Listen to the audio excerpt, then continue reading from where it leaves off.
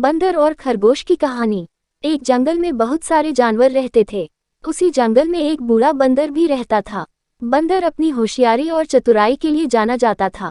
जंगल में जब किसी प्रकार की मुसीबत आती थी तो सभी जानवर अपनी समस्या का हल निकालने के लिए बंदर के पास ही जाते थे। उसी जंगल में एक बिल में एक खरगोश भी रहता था। एक बार खरगोश खाने की तलाश में कुछ दिनों के लिए बाहर चला गया, जिससे उसका घर बिल खाली हो गया। खरगोश का बिल खाली देखकर एक खरगोशनी उस बिल में रहने लगे। कई दिनों बाद जब खरगोश वापस आया तो उसने देखा कि उसके बिल में एक खरगोशनी रह रही है। अपने बिल में खरगोशनी को रहता देख खरगोश को बहुत गुस्सा आया और खरगोश ने खरगोशनी से अपना दिल खाली करने के लिए कहा, किंतु खरगोशनी बोली, मैं यहाँ कई दिनों से रह रही हूँ और अब इस बिल पर मेरा अधिकार है। इस बिल को मैं किसी भी हालत में खाली नहीं करूँगी।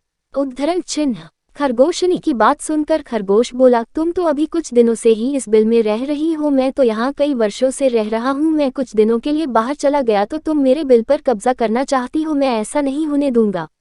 उद्धरण चिन्ह। इस प्रकार दोनों में काफी वाद विवाद होने लगा और समस्या का हल न निकलते देख खरगोश और खरगोशनी उस बूढ़े बंदर के पास गए और दोनों ने उसे अपनी अपनी समस्या बतलाई।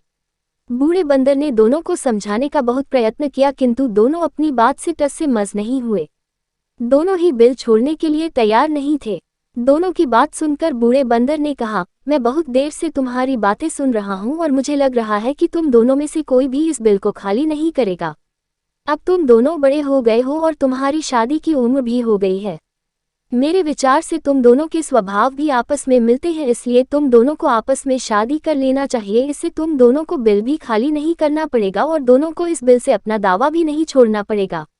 उद्धरण चिन्ह। खरगोश और खरगोशनी दोनों को बंदर की बात बहुत पसंद आई और उन दोनों ने आपस में शादी कर ली। दोनों की शादी में जंगल के सभी जानवर आए और इस प्रकार खरगोश और खरगोशनी एक साथ सुखपूर्वक उसी बिल में रहने लगे।